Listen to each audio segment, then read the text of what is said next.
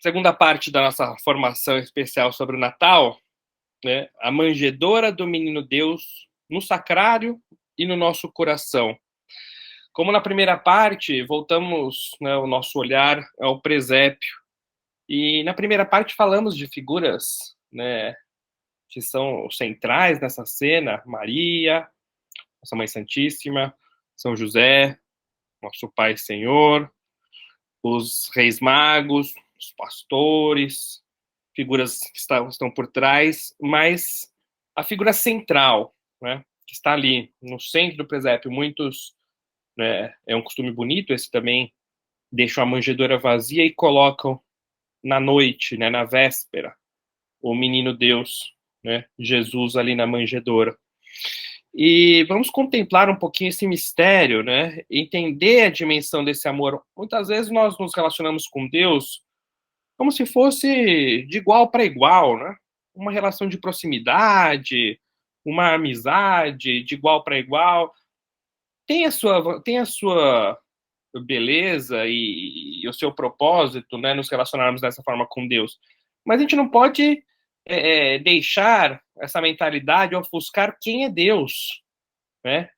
Deus é o Senhor. O, o, o hino do santo que cantamos nas missas, né? Em latim, Sanctus, Sanctus, Sanctus, Domine Deus Sabaoth, Dominus Deus Sabaoth. Sabaoth é o Senhor dos Exércitos. Nós traduzimos em português, né? Senhor Deus do Universo, mas a tradução correta seria Senhor Deus dos Exércitos. Que exército, né? Dos exércitos celestes, né? De todo, o Senhor de todos os anjos, e os anjos são criaturas que estão muito distantes de nós, e ele é o Senhor de todos os exércitos celestes, né? E como eu falei em português, traduzimos por o Senhor Deus do universo. E o que é o universo, né? O universo é um pontinho comparado com Deus, e pra gente, o que somos nós dentro do universo, né? Só a distância para a luz chegar do Sol até aqui demora 8 minutos. A velocidade da luz são 300 mil quilômetros por segundo, e ela demora 8 minutos para chegar até aqui, a distância do Sol, né? É... Se a gente for ver a estrela mais distante que conseguiu ser fotografada, a Ícaro, fica a 9 bilhões de anos-luz daqui, né? Os cientistas imaginam que o tamanho do universo seja 93 bilhões de anos-luz. E a gente olha essas grandezas astronômicas, nós não somos nada dentro do universo, e o universo não é nada perto de Deus. Esse é Deus, né? E Deus se tornou um de nós, né? Assumiu a nossa humanidade. Et verbum carum factum est, o verbo se fez carne, né? Imagina uma comparação muito boba e muito distante da realidade, mas imagina que alguém amasse uma formiguinha e cuidasse de uma formiguinha, dessas formiguinhas, dessas pequenininhas que aparecem na cozinha às vezes. Eu amo essa formiguinha, eu cuido dessa formiguinha, eu vou dar comidinha para essa formiguinha, eu vou prestar atenção no que ela faz, eu vou ficar o dia inteiro olhando para ela. E assim, eu amo tanto essa formiguinha, que eu quero me tornar uma formiguinha. A gente falaria que essa pessoa tá doida, né? E com o perdão da palavra, mas Deus é doido. Deus é doido de amor. Porque um ser humano comparado com uma formiguinha não é a mesma coisa que a gente comparar um ser humano com Deus, né? Infinitamente, a distância é infinitamente maior. E Deus se tornou essa formiguinha, né? Deus se tornou que assumiu a nossa humanidade. A segunda pessoa da Santíssima Trindade veio até nós e assumiu a nossa natureza. E nós devemos ter isso claro, né? Quem é Jesus, né? Quem é Deus? E não só que se encarnou, mas como, onde se encarnou, né? Em Belém. Também outro comparativo muito simples e muito distante do que é na realidade, né? Segundo a Forbes, o Papa é uma das 10 pessoas mais influentes no mundo, né? Então, imagine que o Papa, que é uma das 10 pessoas mais influentes do mundo, vire para os seus assistentes e fale: olha, eu vou passar um tempo numa cidadezinha pequenininha do interior, né? Do interior do Brasil. Então vai lá, uma cidadezinha pequena no interior do Brasil, vem o Papa vai lá e fica morando lá sem ninguém saber que é ele que está ali, né? Imagina isso, né? E Cristo, sendo Deus, fez algo muito maior, né? Não tem nem comparação. Mas só para a gente ter uma ideia, Deus nasceu em Belém, uma cidadezinha, uma aldeia, né? Uma aldeia no meio do deserto, tinha lá seus muros, suas torres, mas uma pequena aldeia, né? Uma população pequena que vivia ali do pastoreio e do cultivo lá de romã, amêndoas, maçã, figo, azeitona, uma cidadezinha pequenininha, né? Realmente uma das menores cidades de Israel, como diz a profecia, né, de Miqueias, né? Hoje, hoje Belém tem ao redor de hoje, né? Naquela época muito menos, mas hoje tem cerca de 30 mil habitantes. A gente pode comparar aqui em São Paulo, Serra Negra tem 29 mil habitantes, né? Então Belém hoje tem 30 mil, imagina naquela época muito menos. E depois que nasceu ali também, né? Cristo cresce, depois que volta, vai e volta para o Egito, cresce em Nazaré. Nazaré também é uma cidade pequena. Hoje Nazaré tem 70 mil habitantes. Comparado aí, se a gente for pegar cidades aqui de São Paulo, Lençóis Paulistas tem cerca disso também, São Roque tem 92 mil habitantes, Nazaré hoje tem 70 mil, tinha muito menos, e é assim que Cristo passa quase toda a sua vida, né, até os 30 anos. Então nasce em Belém, nasce num curral, num estábulo, e é colocado numa manjedoura, onde os animais comem, envolto em faixas, em panos, né, e com certeza Nossa Senhora levou alguns paninhos, algumas coisas, né, quando se preparou para viajar até Belém, para o recenseamento, mas Nossa Senhora pôde levar poucas coisas. Imagina, Nossa Senhora devia ter preparado, né, como toda mãe prepara, ansiosa, o nascimento do seu filho, e ali preparando a sua casa em Nazaré para receber o seu filho recém-nascido, e os seus planos mudam, tem que viajar às pressas, tem que viajar levando poucas coisas, leva alguns paninhos que depois enrolaram o recém-nascido. E esse é o maior acontecimento da história, que é testemunhado por pastores, gente simples, né? Numa pequena gruta, né? Num estábulo, né? São Lucas coloca: havia nos arredores uns pastores que vigiavam e guardavam seu rebanho nos campos durante as vigílias da noite.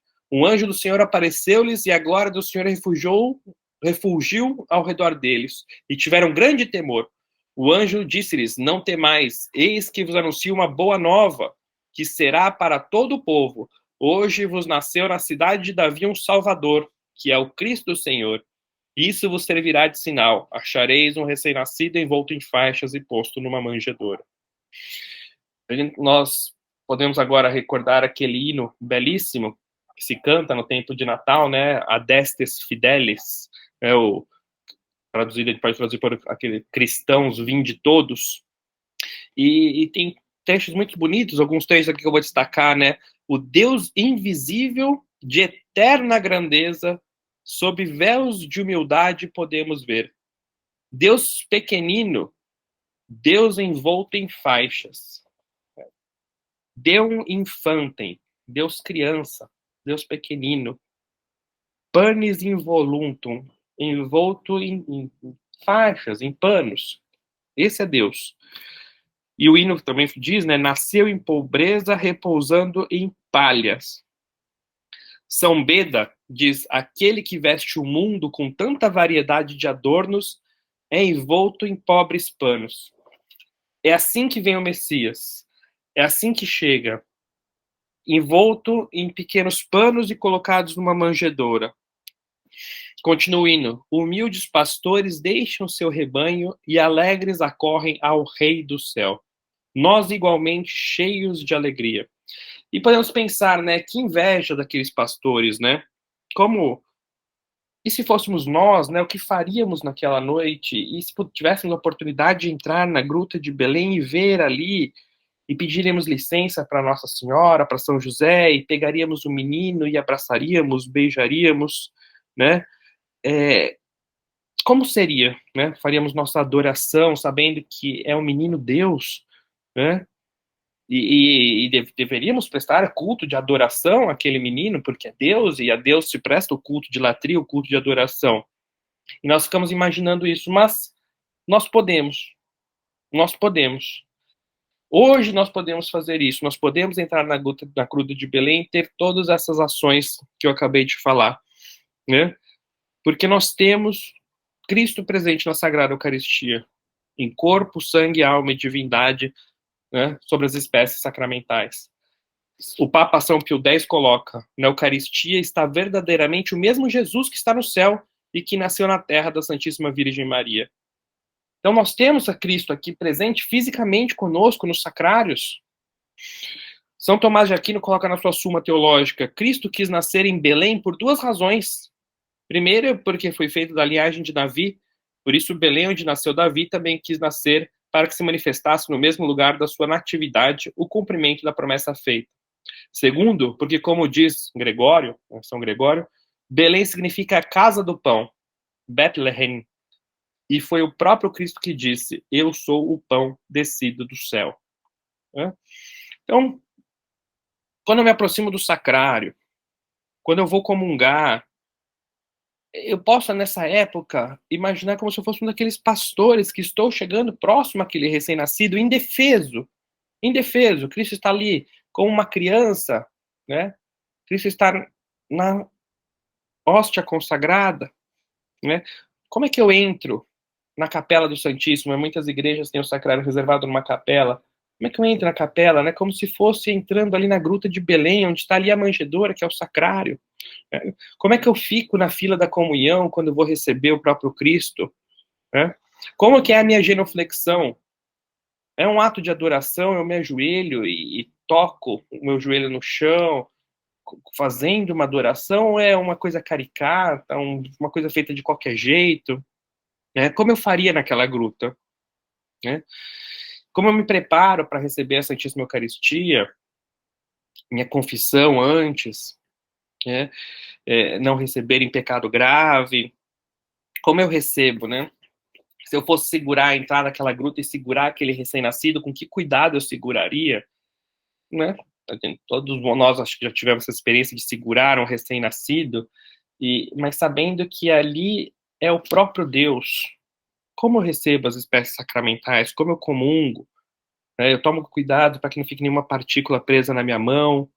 E depois de comungar, como eu aproveito aquele momento? Eu volto para o meu lugar em recolhimento, eu aproveito aquele momento para estar em ação de graças, porque Cristo está fisicamente dentro de mim após a comunhão. Eu sou um sacrário vivo. As pessoas deveriam passar por mim e fazer genuflexão para mim, não para mim, porque a gente não faz genuflexão para uma caixa de metal. A genuflexão a gente faz para o próprio Deus que está dentro do sacrário. E após a comunhão, nós somos sacrários vivos. Deus está fisicamente ali dentro de nós. E as pessoas deveriam fazer genuflexão para nós, né? Porque é o próprio Deus. E como eu aproveito isso, né? O Papa São Pio X coloca também: depois de comungar, Jesus Cristo permanece em nós enquanto não se consome as espécies sacramentais. Fisicamente.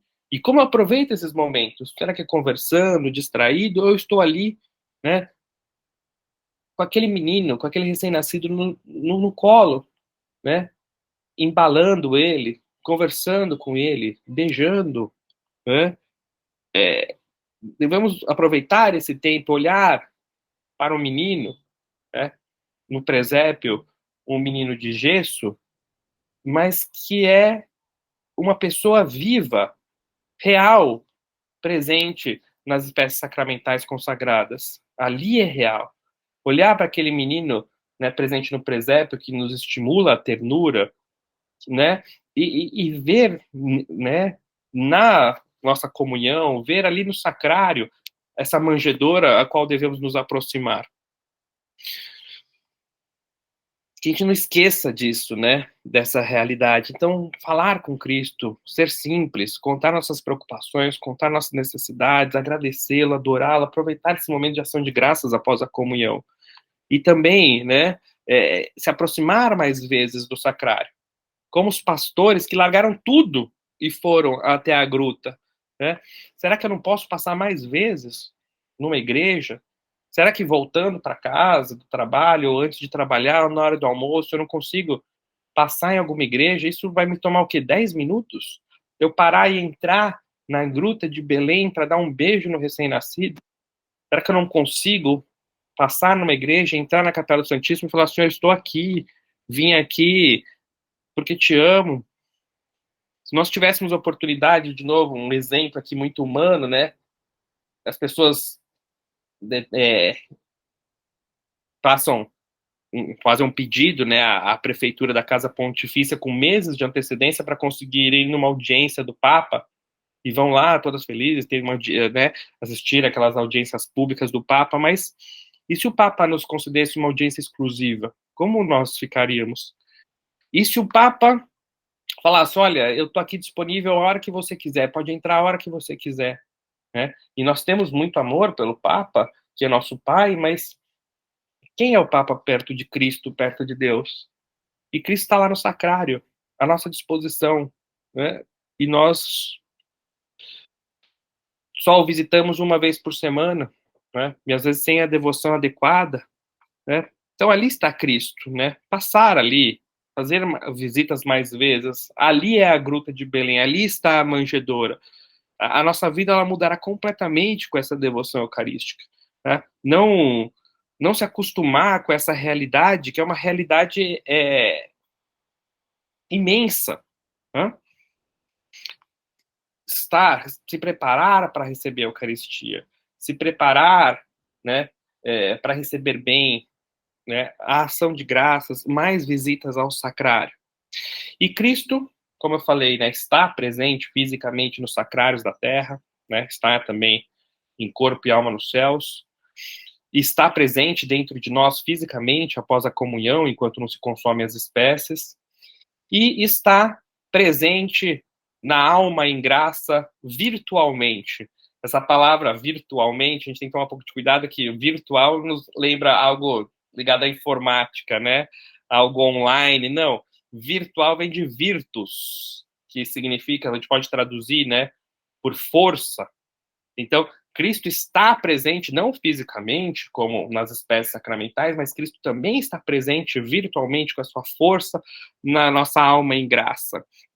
E podemos, né, considerar também que o nosso coração é uma manjedoura, que abriga a Santíssima Trindade, que abriga o próprio Cristo, né, quando nós estamos com a alma em estado de graça. E o nosso coração é realmente uma manjedoura, algo pequeno, inapropriado para um recém-nascido, incômodo, com um pouco de conforto com algumas palhas. Esse é o nosso coração, né, cheio de defeitos, né, que serve ali, né, como algo que os animais comem ali, né, essa manjedoura. Mas Cristo quer nascer aí, é nessa manjedoura, e Cristo quer permanecer aí no nosso coração, mesmo sendo um coração pequeno, mesquinho, cheio de falhas, incômodo, com apenas algumas palhas para que ele possa descansar. Mas é aí que Cristo quer nascer, né? É aí que Cristo quer permanecer. Então, será que nós vamos abrigar a Cristo ou, como aqueles donos de hospedarias, vamos falar que não temos lugar? Estamos lotado pelas paixões do mundo, lotados porque estamos apegados, o nosso coração está cheio de mesquinharia, cheio de coisas materiais, cheio de amores impróprios, ou até cheio de amores, né, lícitos, mas que estão em primeiro lugar. E aí, quando chega Nossa Senhora e São José, viramos para eles e falamos assim, não temos vaga, né? Não temos lugar, né? Não podemos oferecer nem o nosso estábulo, nem a nossa manjedoura, o nosso coração para Cristo. Tá? Então, aproveitemos essa época de Natal, em que estamos contemplando e olhando para o presépio, olhar para aquela gruta, olhar para aquele menino deitado naquela manjedoura, sentir essa, se eu posso chamar assim, essa santa inveja dos pastores que entraram ali na gruta E ser um pastor também, correr até a gruta mais próxima, correr até o sacrário, fazer, né, ali uma visita ao sacrário, nem que seja minutos, só para passar ali mais vezes, receber a comunhão, né, com muita devoção, como se eu estivesse pegando aquele menino nos meus braços, porque realmente eu estou fazendo isso. Aproveitar a ação de graças, o tempo em que fisicamente Cristo está dentro de mim, como se eu estivesse embalando e acariciando aquele recém-nascido, tá? E também preparar, né, a nossa pobre manjedoura, colocar, né, limpar as palhas, colocar, ajeitar um pouquinho as palhas, que infelizmente o que a gente pode oferecer é isso, palhas, alguns panos, mas é isso que Cristo nos pede. Cristo não pede um palácio, Cristo pede uma gruta, né, com uma manjedoura. Isso a gente pode dar, mas também a gente pode falar que não temos vaga, que estamos lotados, né, que não podemos receber a Ele, né? Termino com aquela tão conhecida música de Natal, né, Noite Feliz, que diz assim: dorme em paz, ó Jesus. Que Ele possa dormir em paz, estar conosco, repousando no nosso coração, apesar da pobreza da nossa manjedoura, que é o que nós temos e é o que nós podemos oferecer e é o que Ele nos pede. Desejo a todos um feliz e santo Natal.